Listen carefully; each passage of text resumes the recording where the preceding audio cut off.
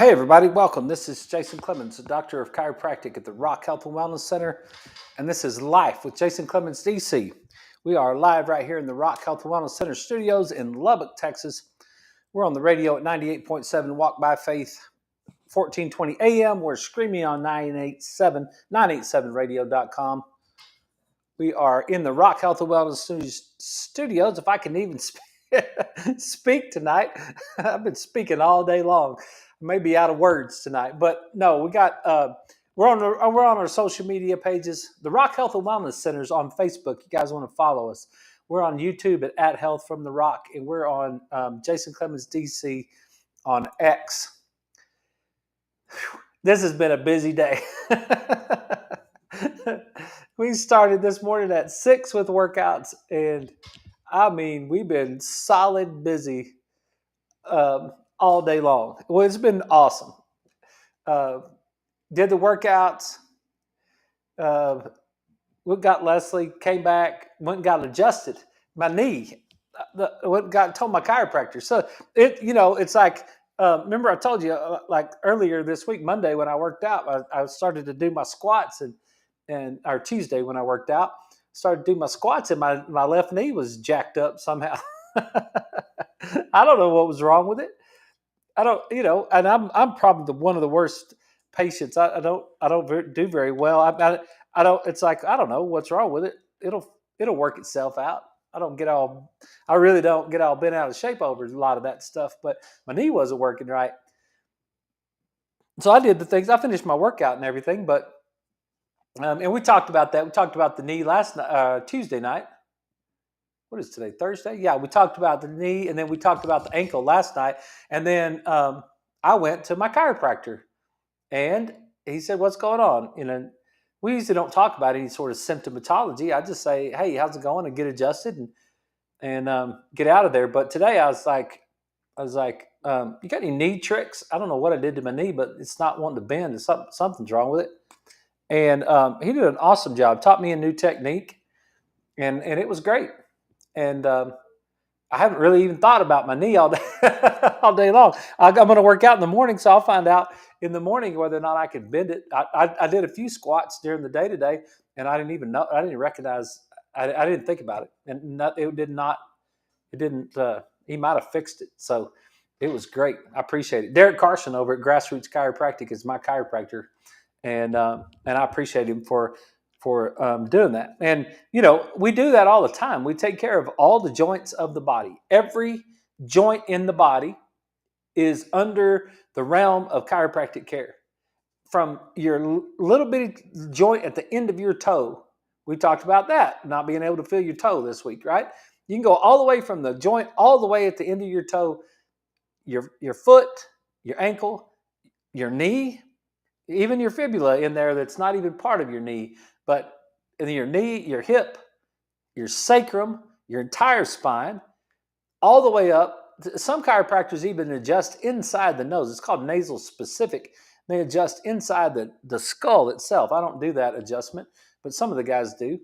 And then we adjust the ears. We can work on cranial bones, and then come all the way out, run through the shoulders, through the elbows and wrists and fingers. So that's what happens in my world these days.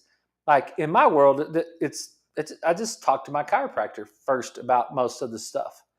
It's like, "Hey, dude, fix my knee," and so it was great. I appreciate Derek. My knee feels good. I'll let you know about it next week, about what we're going to do with how my knee turned out. So I'll let you know. We're not going to have a show tomorrow night. We're going to do an encore show on the radio, and then we're not going to have a show on social media tomorrow night. So I've got an engagement I'm involved with, and so I'll be doing that tomorrow night instead. I got just several things on my mind tonight. Several things that conversations that I had today. People that I hadn't seen in a while that I saw today for the first time in a while, and I could tell you this. It's going to sound unbelievable maybe, but I can tell you this: the people that get adjusted Like I was having a conversation with one of my ladies this morning that works out with us, and she's 77 years old, and I've been taking care of her for I don't know how many years. It's 10, 12 years or something like that. She is functioning, as far as I could tell, she's functioning just as well at 77 years old as she was at 67 years old. I think she's actually functioning better. She's in better shape than she was. And it was funny because I was writing the exercise today, and we did a kind of an aerobic hit kind of mixture kind of workout today, and I'll just tell you because I've been trying to share those workouts with you guys as we've been going through stuff, and so what we had today it wasn't very taxing of a workout, but it's just, whatever. You can work on it as hard as you want to, but we did 30 seconds. Whoops. We did 30 seconds on and 30 seconds off. And we did that for 10 minutes. And we did rowing our bike. And then we did sit-ups. We did we did jump rope or step-ups. Box step-ups. And then we did ab mat sit-ups. And we did that for 10 minutes, just repeated it 10 minutes. And so you got 3 total rounds, and then you ended up on the rower of the bike again. And then we rested for 2 minutes, which might have been a little bit too long. And then we just repeated the whole thing together. But when I was writing that exercise, I was thinking about the people that were going to be working out. And I was like, okay, well, they won't do the step-ups. The older group doesn't do the jump rope. The younger group does the jump rope. And I just thought, okay, who is going to be working out today in the older group? And then I'll get the box step up set up for this person, but then the other people will just do the step ups on the Vibe plate. And then I just thought about that for just a second. I'm like, why do I not have any hesitation whatsoever of doing the box step ups with this particular individual? Like, she's 77 years old, for goodness sakes. She may be listening to this show right now. And I'm sure I'm not making fun of her. I'm admiring her, right? I didn't even think in my brain, she's 77 years old. I didn't think in my brain 1 second that she couldn't do those step ups. She kills that workout. And she kills those step ups. Her balance is great. And when I'm talking about on a box, like like it's probably 24 inches high, and then I put one of those little steppers, like that just a little jazzercise looking step thing that we have, and I just put it in front of the box, and so it's like a 2-step deal. It's not a box jump, it's just a box step up, but it's a 2-step process. But you got to step up on that box, and that box is however high, 18 to 24 inches off the ground, probably. I mean, at least, I don't know exactly, but and so she's doing it, and I just thought, hey, how cool that was, right? She's just as good today as she's been in any time in the last 5, 6, 7 years since we've been doing the workouts here. We're in our 6th year of doing them inside the gym, right? When you do healthy things over time, what I have really started to see, and it's unfair in any other manner, but I've started to see that when you do healthy things over time, you have the time enough to spend with the person to find out that they stay pretty dang healthy. And then wherever they started, they actually get healthier as they go. And you know what every one of them are doing? Every one of them are working better and better on their chemical and mental emotional stresses. They're eating better than they were last year or the year before or the year before. They're staying away from sugar better than they were last year or the year before or the year before. They still have their times, but they're better than they were. And what I see with those people is that over time, they stay healthier. Now, I had a couple of people that came in today that I haven't seen in a long time, and they're not healthier. They're older looking. They've gained weight. They're more pain. They're not doing better. And it's like when you surround yourself with wellness people, when you listen to shows like this where we talk about wellness stuff, like I talk about wellness stuff in a way that you probably don't hear from a lot of people in your world. Like I don't I, when we talk about wellness, it's for real, like wellness stuff. I don't I My daughter is 24 years old. She's never had a Coke in her entire life. Not one single Coke in her entire life. My son's 27 years old. He didn't start drinking Coke till he went to college. Whatever. Like probably put some else in that Coke. Right?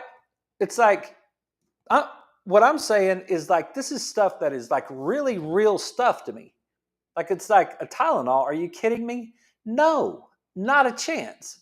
One in 25 years. One Tylenol in 25 years. So you guys are listening to this or hanging out and sharing, you're just like, and this is hard to listen to.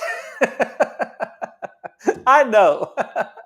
I know this show is hard to listen to. Like you're not telling me anything. If you stick with this show, it's hard to listen to. But if you hang around wellness people, you get more well. So the question is, if you were really wondering, how do you get more well as you get older? Hang around with wellness people. Do wellness things. There, eat wellness foods. Get wellness sleep. Have wellness conversations. You know what I almost never talk about? Almost never do I talk about politics. It's a waste of time in my own brain. Like, I talk about sports because it's fun for my patients to talk about sports. And it has been my whole entire life. But some of those things that people get all unwell about, some of those things is like they'll make you sick. So I had a couple of those people come in today, and I tried to love on them a little bit and say, I'm glad you're back. I'm glad you're back in the office. It sure is good to see you. Like I know you just been missing this thing, and look where you were when you left, and look where you are now, and ask yourself, are you healthier than when you left? And the answer to those questions for a couple of them were no, they're not. They're not healthier than they were 15 months ago or whatever. And it's like, how come some of the people that I take care of are healthier than they were 15 months ago, and some of the people that I haven't seen, they're not healthier? Now, I know there's a lot of people out there who have enough self-discipline to keep themselves going and stay well, but I'm just saying for the most part, I don't see it. So anyway, that's that. My knee feels better. I like my chiropractor. I appreciate it. He adjusted my knee. I can adjust your knee. I adjust a bunch of them, knees and shoulders and feet. We did a lot of that stuff. We treated plantar fasciitis today with our new Shockwave machine. We were treating the shoulder, getting into the shoulder. I did 2 shoulders. We did some trigger point stuff yesterday. It's really cool stuff. We'll probably do a show on it here in the next little bit. All right. I got this picture today, which I thought was pretty cool. And I'm on a group. It's called Brain DC Community. It's part of the group that I got my functional neurology certification with, and they've got like a little group on Facebook of chiropractors that do functional neurology, and they'll post something. It's really cool. Somebody will say something that needs some help. Somebody will point something out that needs some help, and people answer them. And so I thought I'd read this to you because it just shows, and I want to break some of it down so that you can kind of get it too. And I learned a little bit. We'll probably add a little bit of this to our protocols that we're doing. There's a couple things in here that I didn't think about. So it's always nice to have that group. That's what I'm just talking about with wellness, right? It's like chiropractors are weird people. I don't know if you know. I don't know if you know that or not. Chiropractors are weird. And when I was a coach, if we hung out with coaches, we talked about football. When I was coaching football, it didn't matter where we were. We'd be out in a restaurant. Like I guarantee you, if my buddy Kyle that lives in Ada, Kyle and April, if we got together, April and Leslie would just be hitting it off, sitting there saying nothing, and Kyle and I would talk for hours and hours and hours straight. And I promise you, we'd be talking about football at some point. And we haven't coached in 20, 30 years now, whatever it is. Football coaches talk about football. Chiropractic people are the weirdest bunch because they talk about real estate and hunting and all kinds of crazy stuff. They don't want to talk about chiropractors. Chiropractic. So that's why I don't hang around with I don't hang around with those people because they don't want to talk about chiropractic. That's why my guys, man, we're talking about chiropractic. If I hang out with MJ, Katia, Joe, John Coddy down in South Florida, I can promise you, man, we're breaking down right brain and left brain. So I try to make sure that my little group on social media is in that same kind of thing. And I got this today. Here it is. Aside from encouraging right brain exercises, what other physical exercises would you recommend? Example, walking and exercising while upright, standing, lifting weights, boxing, etc. And he's talking about, and I cut this off a little bit, he's talking about for Parkinson's patients. What would you do for Parkinson's patients, right? And so I don't even know who this guy is, DC Balutz. I don't know. I've never met him. He's in the group, though. And so I know he's out there just swinging his sword, slashing at the world, trying to make it a better place. And he answers this. He says, Parkinson's is more impacting the dopamine left hemisphere in dysfunctions in movement, hand-eye tracking, and ball bouncing with right hand. Okay, right hand ball bouncing. That's the one thing I was going to be like, hey, we need to add that to what we do because we do a bunch of stuff for Parkinson's and we're getting some good results on some of it. But because we're trying to fire that whole system that's going over that dopamine thing that's disrupted. The Parkinson's has the disrupted dopamine system mechanism. But hand-eye tracking, we do that every day. We do pursuits in the gym. Everybody that comes in, they do pursuits. Their hand and their eyes tracking. I'll do it for them. It's like I'll get them to follow a tuning fork in the office, get their eyes up, get tracking with their eyes, right? Ball bouncing with the right hand. Why the right hand? The right hand is controlled by the left hemisphere. The left hemisphere is the hemisphere of dopamine. Right? When we go over these things on the show, and we're going over them all the time, and we just rep them. It's like why it really does matter. I know it doesn't. I know to you it doesn't necessarily matter as much as it does to me, but it makes a lot of difference when you're thinking about the brain and you split that thing and you've got the right and the left, and then you've got that dopamine driven center over on the left and you have that adrenaline center on the right. And this is just global stuff, right? This is not getting down into specific parts of the brain. This is global, big picture stuff of the brain. Does dopamine affect both sides of the brain? Yes. Does the left brain have an affinity for dopamine? Yes. Does the whole brain have is the whole brain affected by adrenaline? Yes. Does the right hemisphere have more of a affinity for adrenaline? Yes. Because it makes sense, right? It makes sense that if the right hemisphere of the brain is responsible for the fight or flight response, if we got fight or flight going on over here,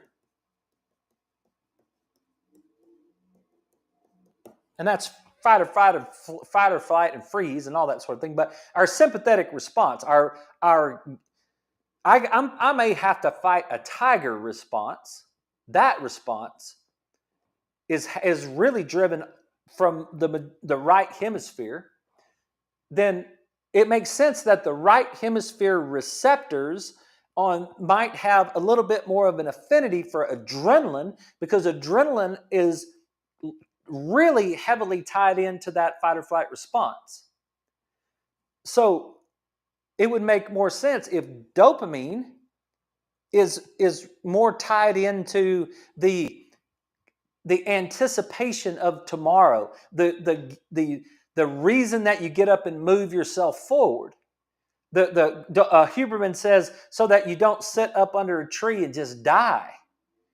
Like you just don't you gotta get something to eat. You gotta make a garden. You gotta go hunt something down, right? You gotta get up and take a step and move your feet and take a step and move your feet.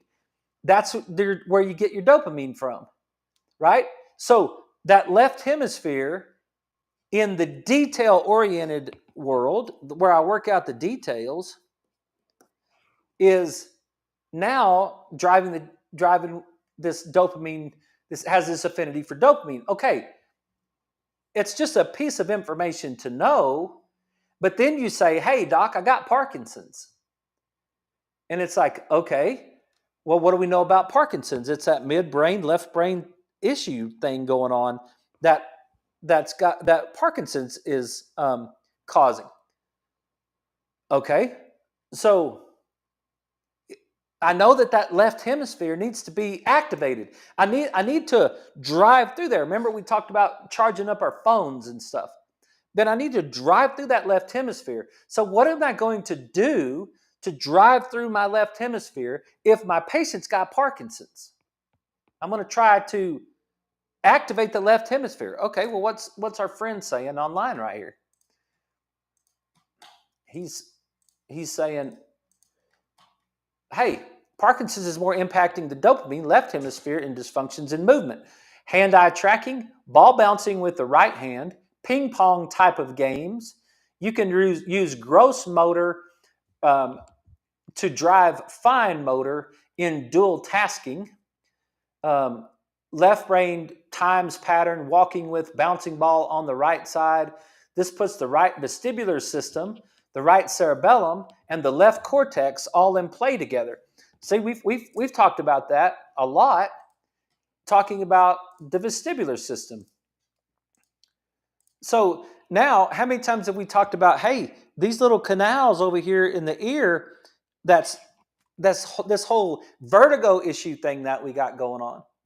You see when you study this more and more and more, you start to realize I don't buy that crystal thing that's broken loose in the canal.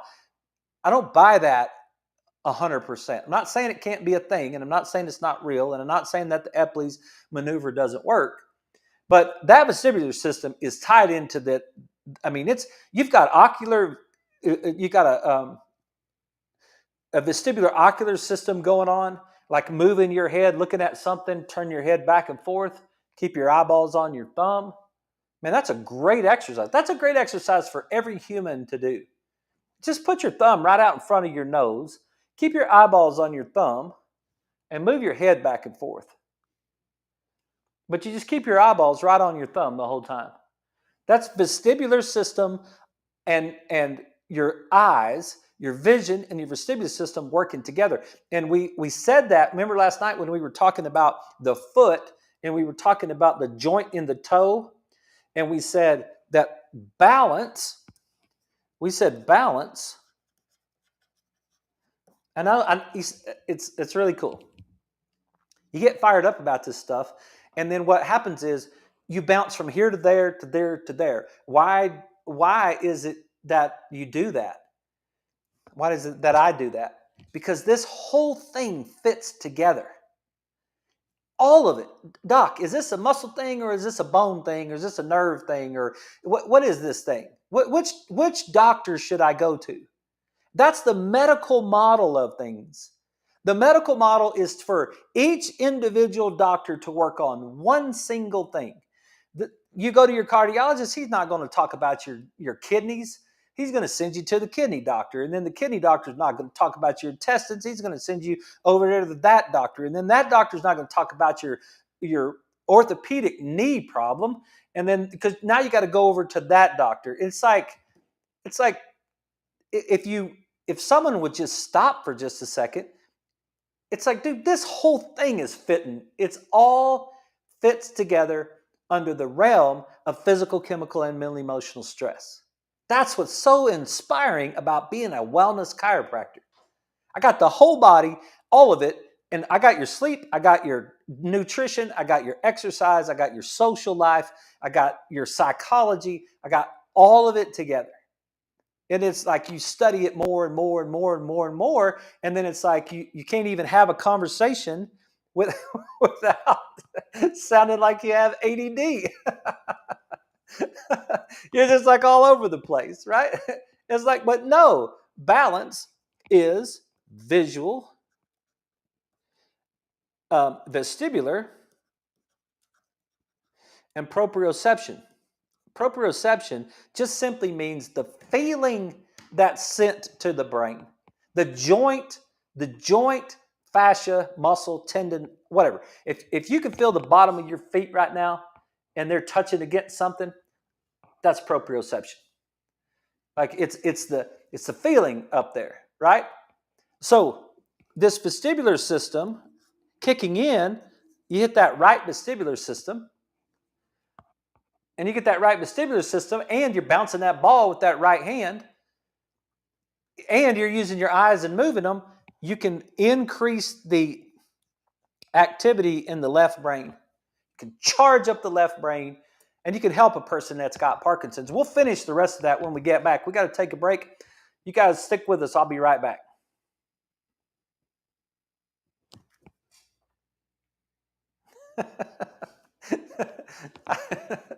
I know it's a bunch of stuff. It's like, whew, man.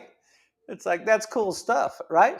But if you didn't understand the dopamine part, then you wouldn't understand the Parkinson's part.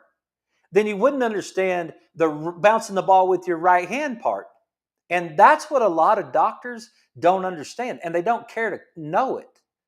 And it's so exciting because every single day I learn something new about it, right? I'm not saying that your kidney doctor is not a genius guy. I'm not saying that your internal medicine doctor is not a genius guy.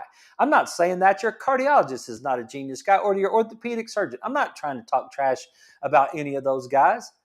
I'm just simply saying they're missing a big picture of what they could help people with. Because we've talked on so many times about the right and left hemisphere affecting the muscle tone, and the muscle tone affecting what's going on in the foot. We did that this week. What's going on in the knee? And it's going to be really interesting to find out why my left knee hurt, but not my right knee. Is it something I did physically to my left knee, or is it a pathway that's going from my brain that made my left knee hurt? That whole thing. And what about my food? Is it something that I've been eating that made my left knee hurt? Is there something I could improve in my diet?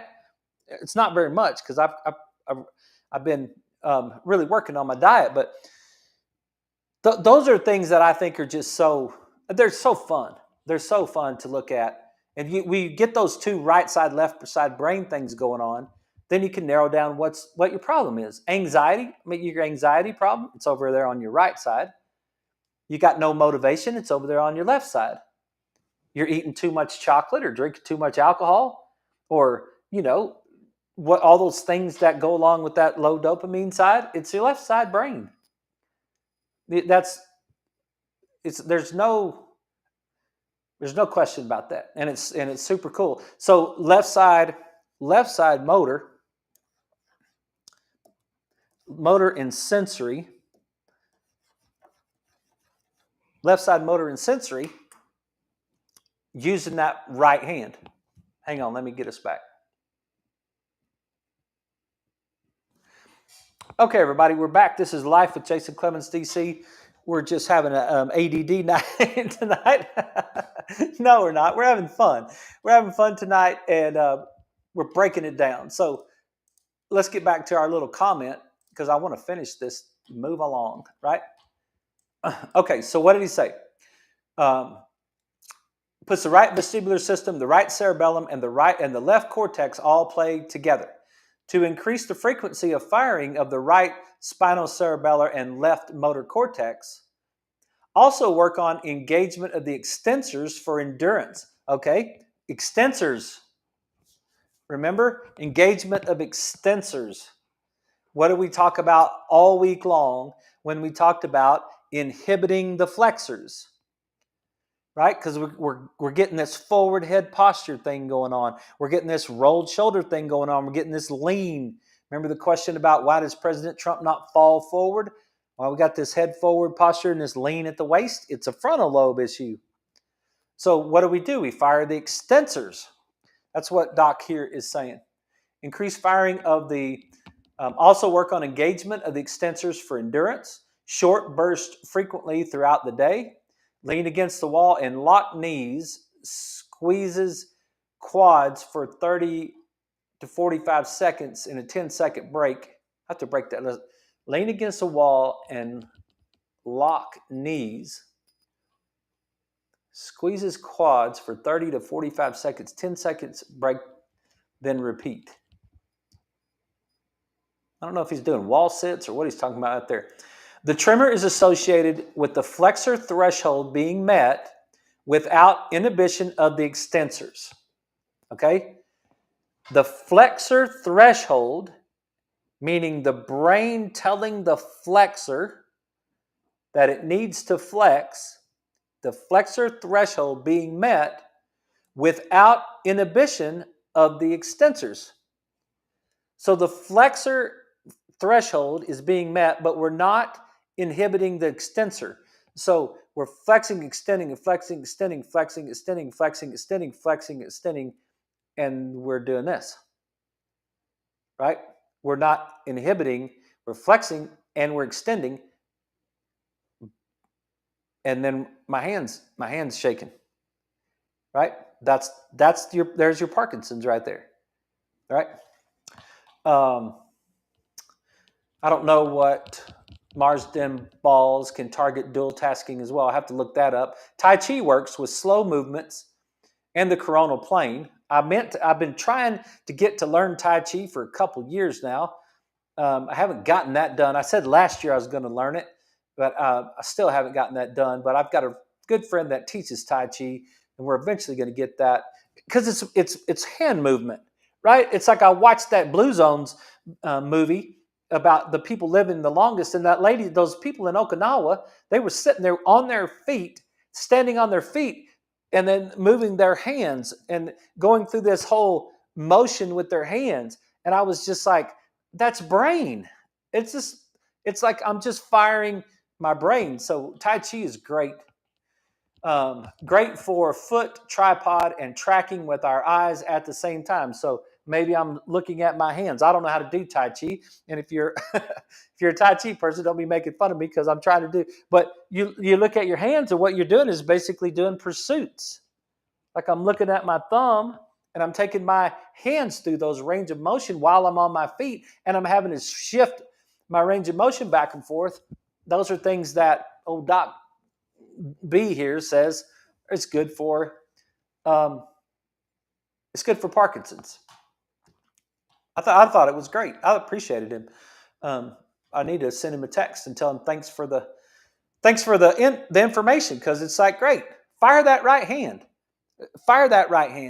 and get that thing firing, and then every once in a while mix it up and put the ball in the other hand, and it'd be great. So okay, let's move along. I had this question this week. We've gone over these two articles before, but I had a patient send me a question about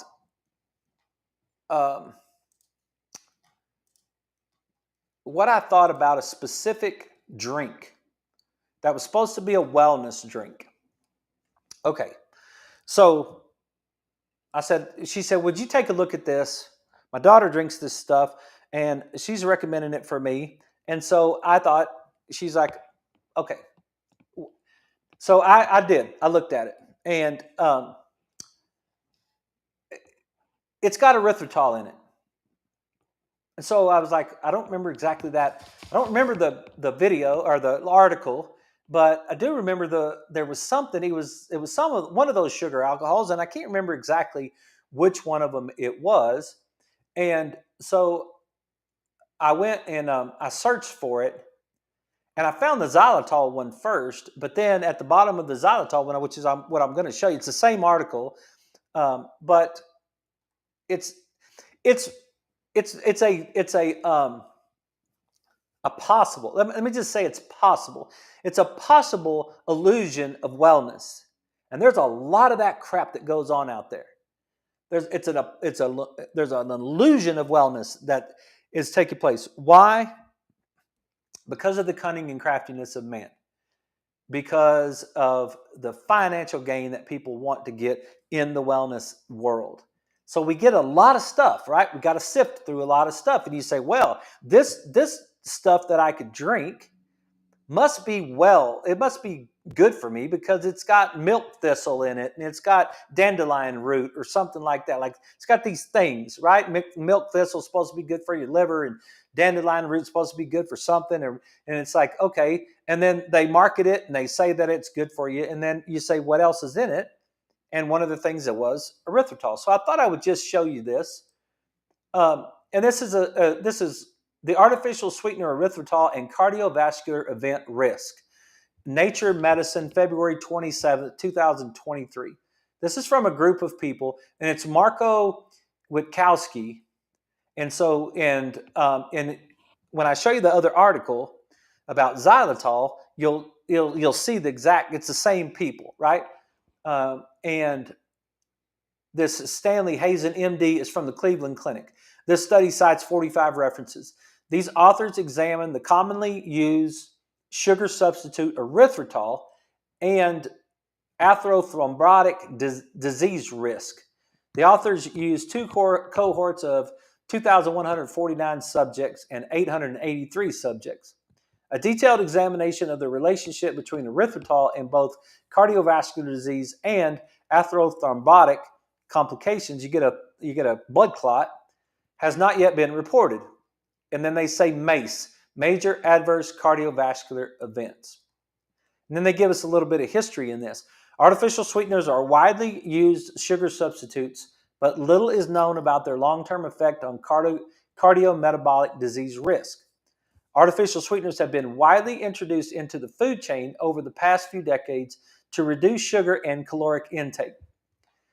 Artificial sweeteners are increasingly common ingredients in soft drinks, produced foods, and personal care products. Did you see the post that Dr. Hyman made about PepsiCo is going to now eliminate all? See if I can find it right quick. They're going to eliminate all the artificial. What is it? Let me read it right here. He said, well done, Pepsi. This is a huge first step and a commendable initial effort to prioritize health of your customers. Will the rest of Big Food follow suit? This comes from Dr. Mark Hyman. And the headline just said, PepsiCo to remove artificial ingredients from popular food items by the end of 2025. Artificial colors will be removed from Lay's chips, Tostitos by the end of the year. I appreciate them. Appreciate them finally. Now that it's a little popular, and now that Robert Kennedy pushed them a little bit, and we kind of get a little bit of influence, it's like they're taking that crap out of the food that they know were bad for us in the first place.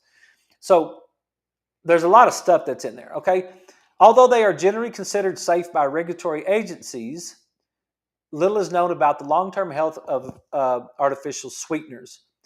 Patients with metabolic diseases, including type 2 diabetes and obesity, are frequently advised to use artificial sweeteners in place of sugar. I can attest to that firsthand from my father-in-law dying of liver disease secondary to diabetes, going to Baylor Medicine in Dallas, sitting down with the nutritionist, and the nutritionist telling my father-in-law that you shouldn't have sugar, you should use Sweet and Low or aspartame, Equal or Splenda in the replace of sugar. He had cirrhosis of the liver, and it's like, come on, man. Like, are you kidding me? Why? It's like, that doesn't even make any sense, right? Patients with metabolic diseases, including type 2 diabetes and obesity, are frequently advised to use artificial sweeteners in place of sugar. There is growing epidemiological evidence linking the consumption of artificial sweeteners to adverse cardiometabolic phenotypes such as weight gain, insulin resistance, type 2 diabetes, and cardiovascular disease, including atherothrombotic complications and cardiovascular mortality. Randomized clinical trials examining long-term safety of consuming artificial sweeteners have not been performed, even for more easily adapted forms such as aspartame and sucralose. It's important. The randomized clinical trials examining long-term safety consuming artificial sweeteners have not been performed. That's when you hear me say that this evidence-based medicine is a bunch of crap. That's what I'm talking about. That when they say that this evidence, that's a big bragging point to some people. What we do is evidence-based medicine. Shut up. Like, you're going to tell me that you're probably going to tell me that aspartame is evidence-based. Well, there's not. They don't do those long-term studies, right? So erythritol is a certain kind of sugar alcohol that is commonly used as a sugar substitute. It's naturally present in low amounts in fruits and vegetables, but when incorporated into processed foods, it is typically added at levels 1,000-fold higher than endogenous levels, up to 60% of food weight in some creams or pastry products, due to lower sweetness compared to sucrose, which is just plain table sugar. The daily intake of erythritol in the total U.S. population has been estimated to reach up to 30 grams per day. What are they saying right there?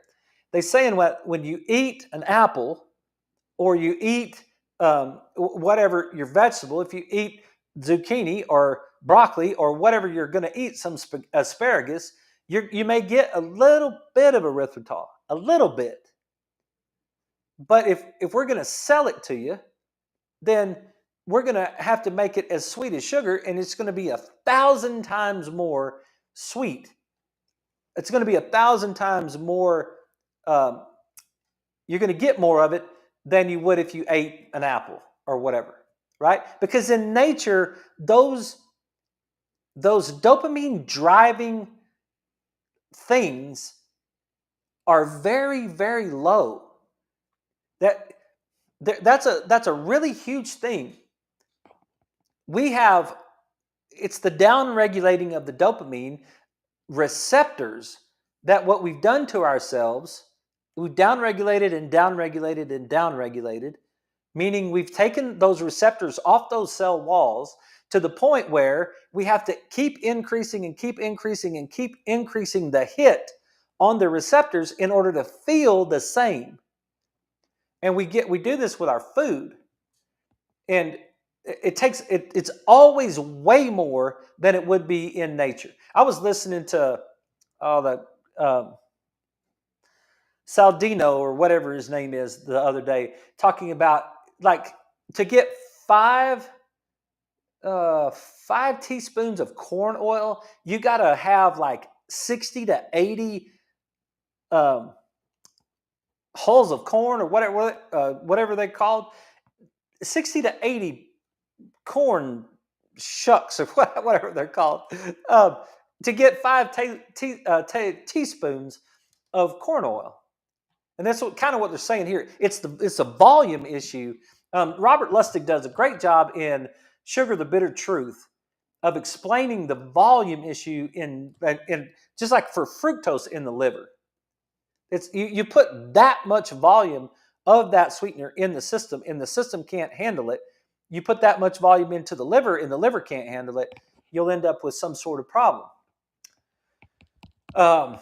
Erythritol is characterized by both a zero-calorie or non-nutritive sweetener and a natural sweetener, leading to its rapidly rising popularity and predicted doubling in market share within the sweetener sector in the next 5 years. Part of the reason that it's going to do that is because people don't understand what erythritol means. You hear it and you see it in some some healthier-ish, some food that claims to be healthier, and you automatically start to define it, and you're like, oh well, that's not sugar. That's better for you, right? It is one of the most widely used artificial sweeteners with rapidly increasing prevalence in processed and keto-related foods. So the FDA does not require disclosure of erythritol content in food products, making its levels in food as an additive hard to track. What are the findings? The findings of this article are this. Plasma levels of erythritol remained 1,000-fold higher for hours after ingestion and remained substantially elevated for over 2 days in all participants examined. Plasma levels of erythritol were higher in individuals with prevalent cardiovascular disease. Higher levels of erythritol were found in those who experienced an incident of MACE. Remember what they call MACE up here at the top, major adverse cardiovascular events. So higher levels of erythritol were found in those who experienced an incident of a cardiovascular event over the ensuing 3 years of follow-up. Results indicate that erythritol is associated with cardiovascular disease. Is it causal? It's not saying that. It says it's associated with it. Compared to participants in the lowest quartile of erythritol levels, those in the highest quartile had substantially increased cardiovascular events by 164% in the U.S. cohort and 348% in the European cohort. The association between erythritol and this cardiovascular event risk was observed in both males and females alike, and was also observed to hold true among multiple different subgroups, both in the United States and in Europe. Erythritol was independently associated with major cardiovascular events in the cohort. The positive association observed between circular erythritol levels and incident thrombotic events risk led us to explore whether erythritol impacted platelet function. Elevation of circulation erythritol levels elicited marked enhancement in the rate of thrombus formation and a significant reduction in the time to cessation of blood flow following arterial injury. So you get blood clots. It's one of the things that it's also involved in blood clots, right? So if you go through there and you say, is that what do you think about erythritol? It's like I think probably not, right? Following ingestion of an artificially sweetened food harboring typical levels of erythritol as artificial sweeteners, plasma levels of erythritol remained elevated for many days, well above threshold, to enhance stimulus-dependent platelet reactivity among healthy volunteers. So that's that article. And then the other one is the one on xylitol. And I've gone over these before, but it's the same group. It's funny, they were in different publications, but it's the same. Oh man, hang on. It's the same group that did the work. This Marco Witowski. Remember, I said that was the group right there, and so the same group. I guess they did another study, and just to look at xylitol, and the study. The article title says xylitol is pro-thrombotic and associated with cardiovascular risk. European Heart Journal, July 12, 2024. Sugar alcohols are hybrids of sugar molecules and alcohol molecules. Some sugar alcohols occur naturally in fruits and vegetables. The sugar alcohol that many companies use to sweeten foods are produced industrially. Sugar alcohols are low-calorie sweeteners, and you're talking about erythritol, mannitol, sorbitol, xylitol, maltitol, hydrogenated starch hydrolysates. Yeah. Xylitol, erythritol, and maltitol are the most widely used in the food industry. Xylitol is very commonly used because it taste closely mimics that of sugar. It is a common ingredient in sugar-free chewing gums, mints, and oral care products like toothpaste. It is the sweetest of all sugar alcohols, but has about 40% fewer calories than regular sugar. I'm just reporting to you what the article is saying about the xylitol and the erythritol. Okay, I'm just reporting that to you. Sorbitol is 60% as sweet as sugar, with about 60% of the calories. It's a common ingredient in sugar-free foods and drinks, including jelly spreads and soft candy. Assessment of major adverse cardiovascular events, MACE. After eating xylitol were measured in healthy volunteers following ingestion of xylitol-sweetened water, an exposure comparable with a pint of numerous xylitol-sweetened ice creams, a xylitol-sweetened bakery good, or several pieces of xylitol-sweetened candy. And they used 3,300 subjects. In light of the obesity pandemic worldwide, measures to reduce sugar intake have become a public health. We know all that. I'm just going to go on through here and get to the findings. Okay, in the findings, consumption of a typical portion size of xylitol sweetened drink significantly enhanced multiple indices of platelet responsiveness in healthy volunteers. Platelets, you're getting those, now we're starting to get those blood clots, right? Circulating levels of xylitol were associated with incidents of major adverse cardiovascular risk. Elevated xylitol levels were associated with increased thrombotic event risk by 80%. Increased by 80%. The significant association between xylitol levels with incidence of MACE risk was observed amongst all subgroups. So everybody, men, women, everybody, right? A significant increase in platelet responsiveness was observed following xylitol ingestion in every subject. The conclusion: xylitol enhances both platelet reactivity and thrombosis potential. Xylitol enhances multiple indices of platelet reactivity and thrombus formation. Circulating levels of xylitol are associated with incidence 3 years of this MACE,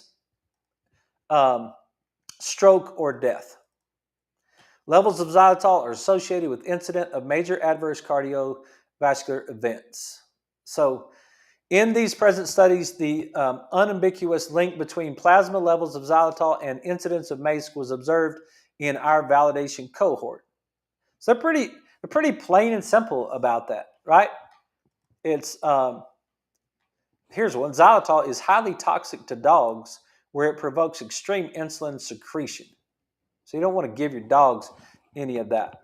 Large amounts of xylitol are typically found in numerous processed foods designated for diabetic diet, right? There's your trick. There's your says it's healthy, but it's not, right? Like baked pastries, keto ice cream, and confectionaries, often exceeding 30 grams per serving size. Before we run out of time, let's just take this right here, and let's just take a quick little review. And remember, and I know we wrote it up there, so we might as well say it. Why do you think you need something sweet? Right? Why do you think you need something sweet? If there's one answer to this question,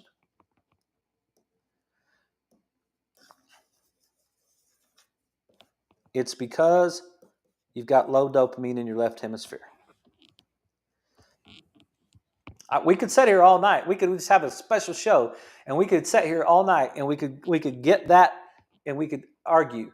It's like, what will you say to yourself? If you can't have ice cream anymore, what will you say to yourself? Well, crap, what's it worth living if I can't have ice cream? Like, why are we even riding around on this big old rock flowing through space if I can't have a Snickers bar? Like, I mean, dadgum, why do I even exist? What difference does it make? See what you're trying to do? You're trying to motivate yourself. I did this for 50 years. I'm telling you, I broke free from it. You're trying to motivate yourself to justify what you need for motivation. It's like otherwise you don't have any motivation. You feel like it's not true, but you're saying that to yourself. I said it to myself for 50 years. I've done the same thing. I know what this is happening over there in that left hemisphere. It's like, dude, why do I need a Reese's cup? Because I don't have enough dopamine in my left hemisphere. And dopamine is the neurotransmitter that makes me get up and go do something. And so I don't want to get up and go do something. So what do? I just sit here and have a Snickers bar or a Reese's cup or a bowl of ice cream. Why? Because I'm getting an external source to hit that dopamine receptor. And if I have one of them, it's not enough. Why is one of them not enough? Because I've used to have one of them, and then I had two of them, and then I had seven of them, and then I had a whole bag of them, and then I had another bag of them, and then I had a bag of them and some cookies, right? I just kept down regulating the receptors and hitting it harder and harder and harder. And if there wasn't any adverse events that went along with that, it wouldn't make any difference. If it didn't cause cardiovascular disease and it didn't cause heart disease and liver disease and it didn't cause your diabetes, and it didn't cause your arthritis, then all of those things wouldn't even matter, right? But it does. And when that right brain, left brain thing is not flowing, you lose that on that side. That's all I got for you tonight. Hope that was good. You guys have a great evening, and we'll see you guys on Monday.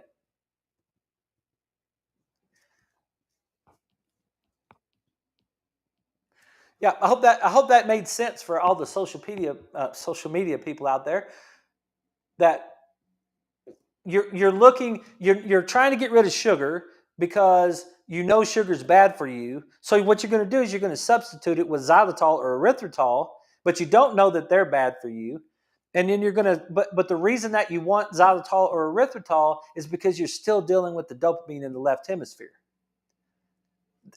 If you get that right there, it's like I don't need any of the xylitol or the erythritol. I don't need that. I really don't need that. And I'm not missing out on anything. And then it's like, okay, now we can really start to get healthier. Thank you guys for watching the show. If I can help you in any way, send me a text, 806-794-0400, or you can send me a message. And I hope you guys have a great weekend. We will not do a show tomorrow night. I got an engagement I got to get to tomorrow night, but we will be back on Monday. So I hope you guys have a great weekend, and let me know if I can help.